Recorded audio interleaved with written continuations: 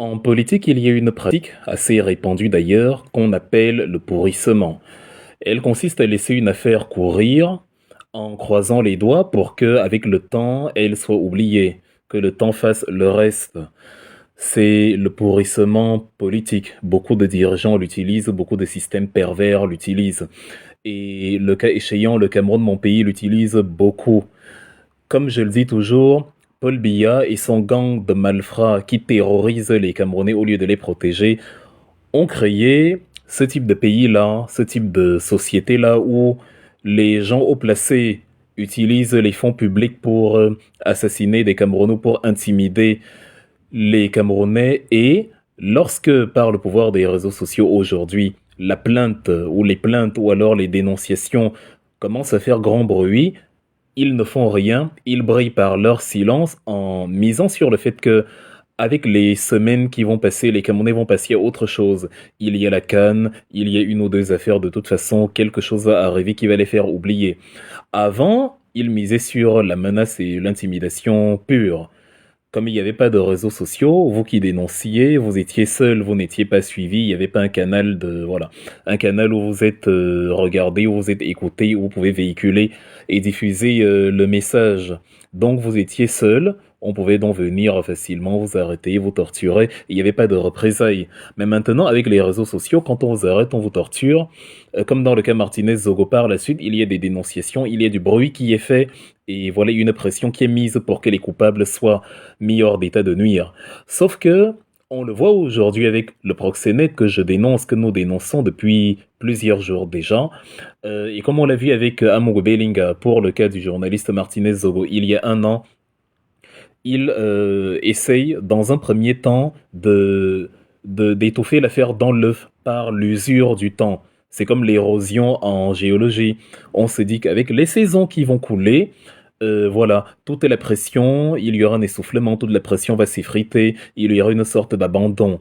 Les gens n'auront plus la même motivation parce qu'ils vont se rendre compte que bon, il n'y a pas de justice. C'est un pays où on est content qu'il n'y ait pas de justice. C'est un pays où on ne souhaite pas la mort des criminels, mais plutôt la mort de nous qui, depuis la diaspora, dénonçons ce qui ne va pas. Et donc, quand il y a des assassinats, quand il y a des proxénètes, quand il y a des viols, des abus sexuels et des abus de tout genre, comme dans le cas de Amogo Belinga ou encore de Hervé Bobda, le proxénète qui court actuellement notre Jack, l'éventreur 2.0 de 2024, il mise encore sur le temps. Depuis qu'on dénonce Hervé Bobda, le ministre de la Communication, que je ne fais que dénoncer depuis René Emmanuel Sadi, qui est très fort pour parler des autres partis politiques. Le ministre de l'administration territoriale à Tanganji, le ministre le plus bête de l'histoire du Cameroun, qui est très fort pour menacer en disant que les contrevenants vont se faire broyer parce que l'État c'est comme le Moulinex. Parce qu'il ne sait même pas que le Moulinex n'est pas synonyme de mixeur, ce n'est qu'une marque. C'est comme si je disais Adidas pour chaussures. Adidas, ça peut englober chaussures, ça peut englober autre chose. Bref, il est très prompt pour museler la population et intimider de nobles citoyens qui, peut-être, auraient outrepassé une loi sans gravité.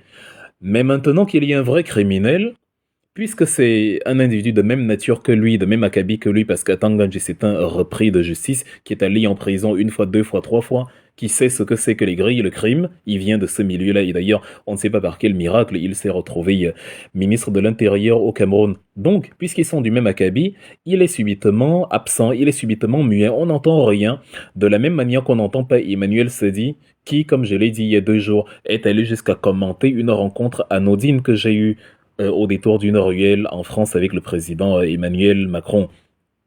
Maintenant, des femmes témoignent comme elles se font violer. J'ai même une connaissance personnelle qui m'a appelé hier, je l'ai diffusé sur ma page Facebook, et qui raconte comment, en 2007, parce que oui, cet individu sévit depuis une vingtaine d'années qu'il est revenu au Cameroun.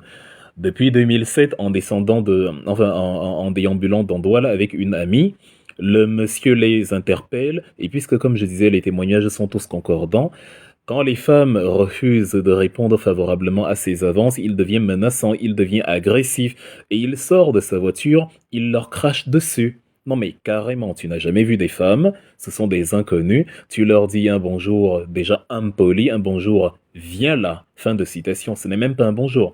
Tu leur parles comme des animaux et elles te disent, ah non, tu ne nous parles pas comme des chiennes. Et en guise de réaction, tu leur craches dessus pour leur signifier qu'elles sont bien des chiennes. Et tu précises, comme tu as précisé, à toutes les victimes que tu as violées et sodomisées, je peux même vous tuer, il ne va rien m'arriver. Il s'en va, il sort un ceinturon militaire de sa malle arrière et il les menace de les bastonner et de les tuer sans qu'il n'y ait de représailles.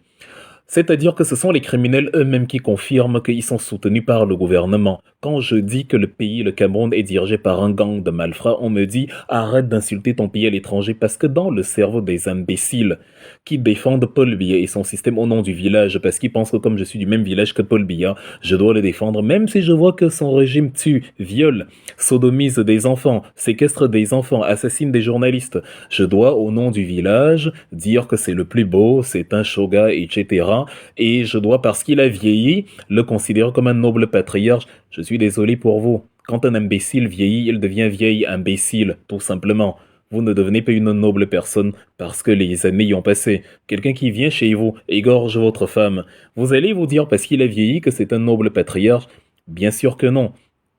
Et donc, ce sont les criminels eux-mêmes qui reconnaissent qu'ils sont soutenus par le régime. Donc, quand je dis c'est un gang de malfrats, c'est tout à fait fondé.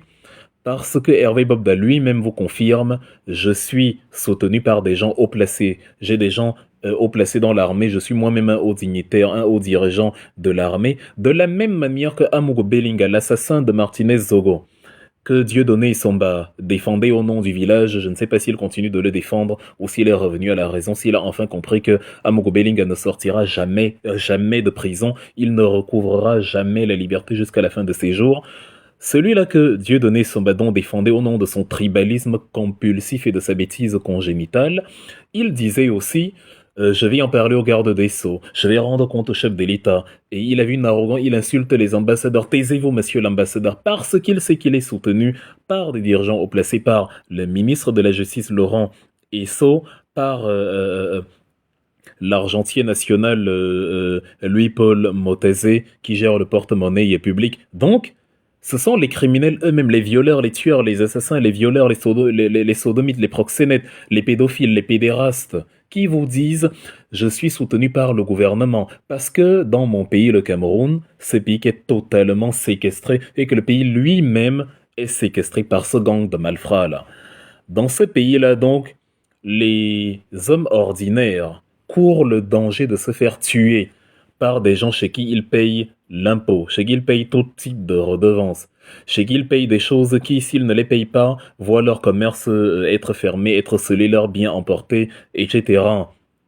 Et par contre, c'est un régime qui est très amoureux des mollusques, des mangoustes perfides, des scorpions venimeux qui sèment la terreur, qui hantent la République, ce qui rend la nuit dangereuse. Vous pouvez même plus sortir de chez vous le soir parce que on va mettre des militaires à vos trousses.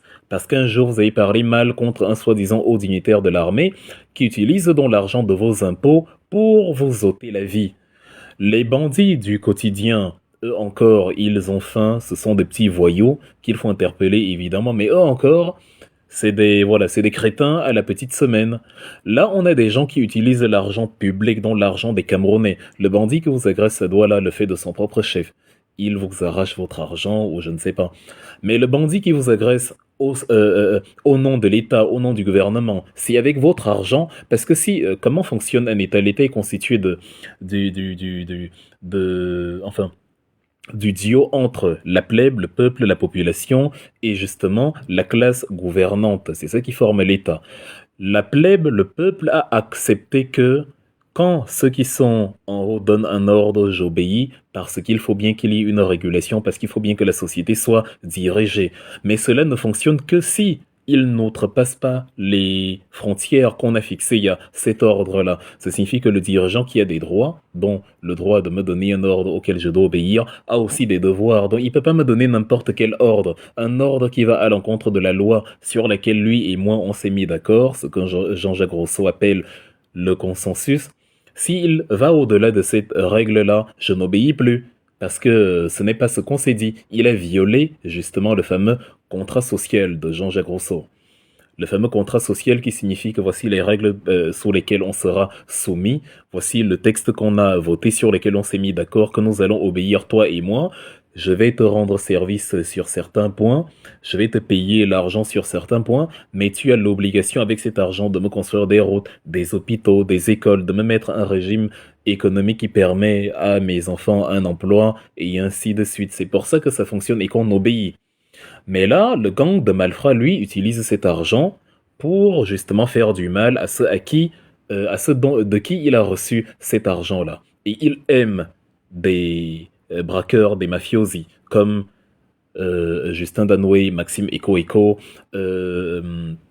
Jean-Pierre Amour Bellinga, qui dont au moyen, Louis-Paul Montezé, Laurent et ceux qui dont au moyen de notre, de vos différences redevances fiscales, voilà, s'octroie, s'arroge des droits qui ne leur incombent pas, qu'ils ne méritent pas, qu'aucun texte de loi ne les autorise à, ne leur autorise. Donc, on en est là. Et le pourrissement, c'est donc l'usure du temps, l'érosion politique. Monsieur Bobda, on l'a vu hier à Douala, dans une vidéo, il est dans la voiture, où il est en train de danser pendant que des petits affamés à la petite semaine le supplient, comme on le voit au Cameroun, les résultats du misérabilisme social, où des jeunes gens désœuvrés sont réduits à appeler papa ou seigneur ou chef un criminel, un pédophile, un pédéraste, un assassin, un tueur, un fou, un malade mental, un psychopathe, une fripouille, parce qu'ils ont faim, ils ont besoin d'un peu d'argent. On l'a vu hier à Douala qui dansait pendant que ces jeunes-là étaient en train de le supplier d'avoir un peu d'argent.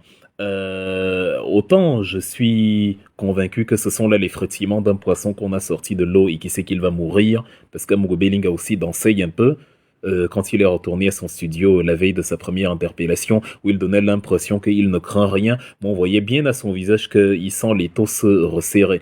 Bobda, il est plus ou moins dans la même situation quand on voit son visage, mais en même temps, la mafia gouvernementale qui le soutient, mise encore, espère encore que les témoignages des femmes vont finir, les femmes n'auront pas le courage d'aller porter plainte, il n'y a pas des témoignages à l'infini, donc forcément, après 50 ou 80 témoignages, c'est bon. Et au fur et à mesure des jours, nous allons parler de la qualification du Cameroun, nous allons parler de la CAN, nous allons parler d'une toute autre affaire qui va nous faire oublier, voilà.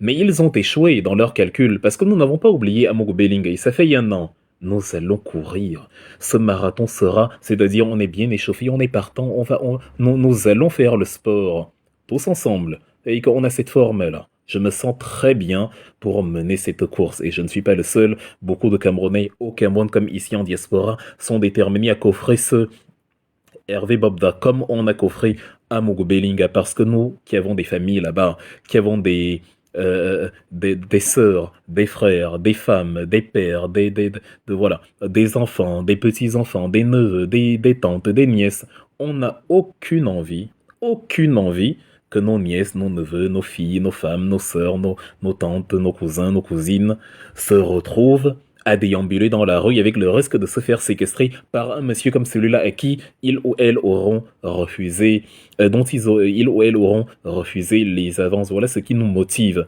Et on n'en a que faire du fait que nos propres frères au Cameroun souhaitent plutôt nous voir disparaître, parce que c'est à nous qu'ils disent, c'est ça qui est dingue. Viens ici au Cameroun, viens parler si tu es un homme, si tu as le courage. Justement. Nous essayons de faire que votre pays ne soit plus un pays où on ne peut pas parler. Donc réveillez-vous un peu à un moment donné. Tu ne peux pas te lever un matin et être content que dans mon pays, quand on parle, on se fait assassiner. Et en même temps, tu en veux à ceux qui détestent le gouvernement, le régime de Paul Biya. C'est un régime qui, justement, empêche de parler quand on veut parler et met la vie en danger.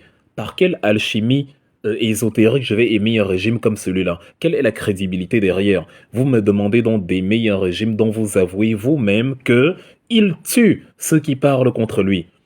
C'est une question de cohérence, de logique. Vous entrez dans une pièce où, si vous toussez, on va vous assassiner.